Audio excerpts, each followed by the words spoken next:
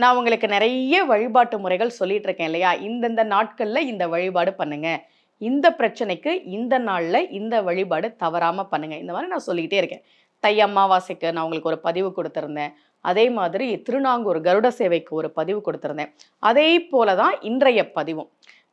நம்ப தை மாதம் அப்படின்னா நெறைய விசேஷங்கள் வரக்கூடிய மாதம். உத்தராயண புண்ணிய காலத்தின் முதல் மாதமாக இருக்கக்கூடியது தை மாதம். இந்த தை மாதத்துல தான் ஒரு நவராத்திரி வரும். வழக்கமா நம்ம எல்லாருக்கும் நவராத்திரி அப்படின்னா புரட்டாசி மாசத்துல வரக்கூடிய நவராத்திரி தெரியும்.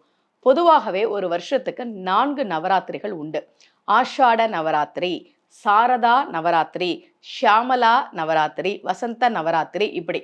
அதுல தை மாதம் அமாவாசைக்கு பிறகு பிரதமையில தொடங்கி அடுத்த 9 நாட்கள் அந்த நவமி வரைக்கும் இருக்கக்கூடிய நாட்களுக்கு ஷியாமளா நவராத்திரின்னு பேரு. அந்த நாட்கள்ல நாம என்ன பண்ணணும், யார் முக்கியமா இந்த வழிபாட பண்ணணும்ன்றத இந்த பதிவுல நான் உங்களுக்கு சொல்றேன்.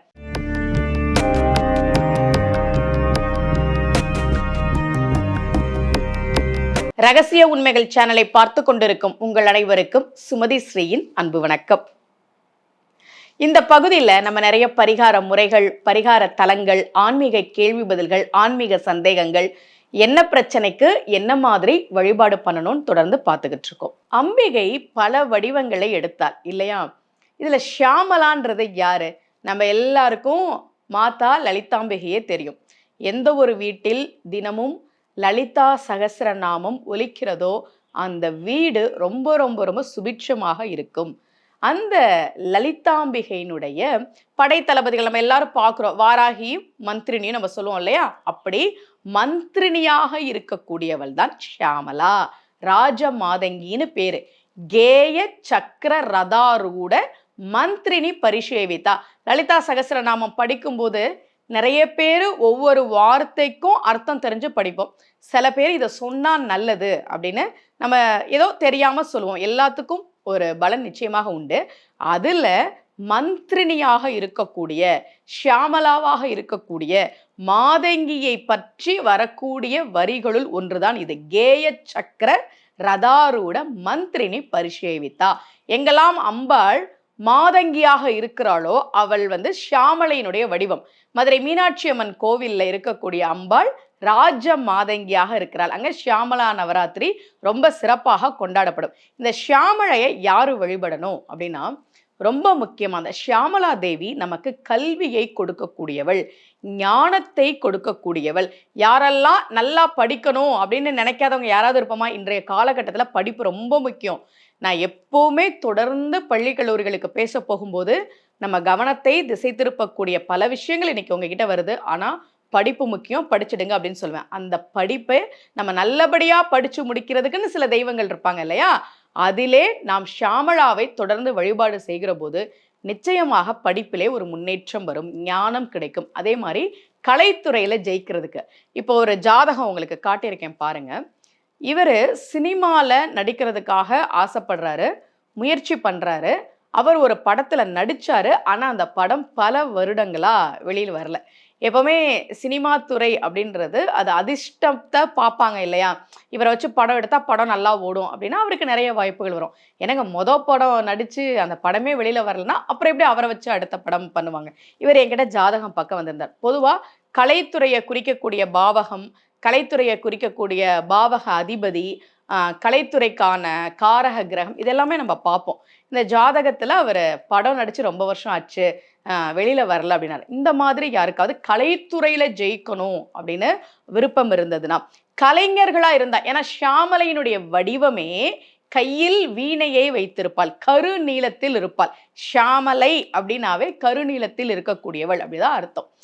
கையில் வீணையை வைத்திருப்பாள். யாரெல்லாம் கலைஞர்களாக இருக்கிறீங்களோ, நாங்க சங்கீதம் படிக்கிறோம், நாங்க பரதநாட்டியம் படிக்கிறோம், இந்த மாதிரி கலைத்துறையை சேர்ந்தவர்கள் மாணவர்கள் ஷியாமளா நவராத்திரி அன்றைக்கு, நவராத்திரினா அந்த பிரதமையில இருந்து நவமி திதி வரைக்கும் என்ன பண்ணணும்ன்றத உங்களுக்கு சொல்றேன்.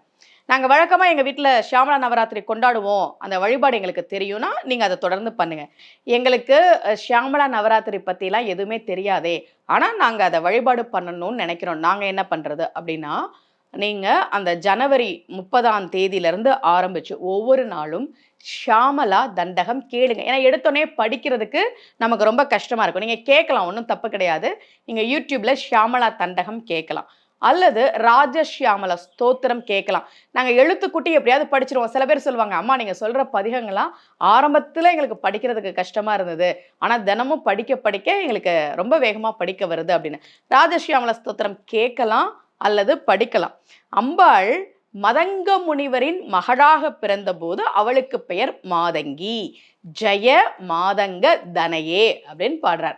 அந்த மாதங்கியை, ராஜ மாதங்கியை, ஷியாமளையை ஜனவரி 30ஆம் தேதியிலிருந்து ஒவ்வொரு நாளும் நாம் வழிபாடு செய்ய வேண்டும். அதுல முக்கியமா 5வது திதி வரும்போது, பிரதமையில தான் நம்ம தொடங்குறோம் இல்லையா? 5வது திதி வரும்போது அதற்கு வசந்த பஞ்சமி என்று பெயர். அன்றைய நாளில் கலைகளுக்கெல்லாம் அதிபதியாக இருக்கக்கூடிய சரஸ்வதி தேவியை வழிபாடு செய்வது. வீட்டுக்கு பக்கத்துல இருக்கக்கூடிய கோவில்ல சரஸ்வதி மூர்த்தம் இருந்ததுன்னா நீங்க அங்க போய் வழிபாடு பண்ணலாம். அல்லது வீட்டுல நாங்க சரஸ்வதி படம் வச்சிருக்கோம் அப்படின்னா சரஸ்வதி தேவியை, முக்கியமா தேர்வு எழுத போகக்கூடிய மாணவர்கள், சாமி கும்பிட்டாவே மார்க்லாம் வந்துருமா அப்படின்னு சில பேர் கேட்பாங்க. நான் எப்பவுமே சொல்றது, நீங்க அதற்குரிய தெய்வங்களை போய் வழிபாடு செய்கிற போது படிப்புல ஆர்வம் வரும். ஆர்வம் வந்ததுன்னா நல்லா படிப்பீங்க. நல்லா படிச்சா மார்க் வரும். இதுதான் விஷயம்.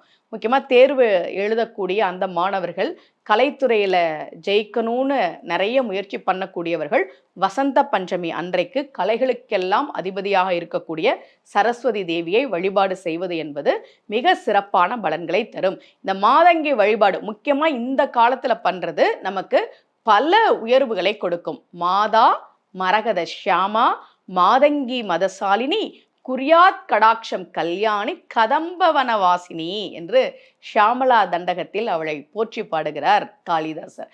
இந்த ஷியாமளா நவராத்திரியில் ஒவ்வொரு நாளும் ஷியாமளையை, ராஜ மாதங்கியை, அவளுக்கான ஸ்தோத்திரங்களை, பாடல்களை சொல்லி நாம் வழிபாடு செய்கிற போது நல்லா படிக்கணும்னு நினைக்கிறவங்க நமக்கு கண்டிப்பா படிப்பு கிடைக்கும், ஞானம் கிடைக்கும், கல்வியில ஒரு உயர்வு கிடைக்கும், கலைகள்ல கண்டிப்பா ஒரு முன்னேற்றம் கிடைக்கும். கலைத்துறையில நான் ஒரு வாய்ப்புக்காக காத்துக்கிட்டு இருக்கேன் என்று இருப்பவர்கள் இந்த 9 நாட்களை பயன்படுத்தி ஷியாமளையை வழிபாடு செய்கிற போது நிச்சயமாக ஒரு மாற்றம் கிடைக்கும். இதே போல மீண்டும் ஒரு பரிகார முறையோடு உங்கள் அனைவரையும் சந்திக்கிறேன். அனைவருக்கும் அன்புடன் சுமதி ஸ்ரீ.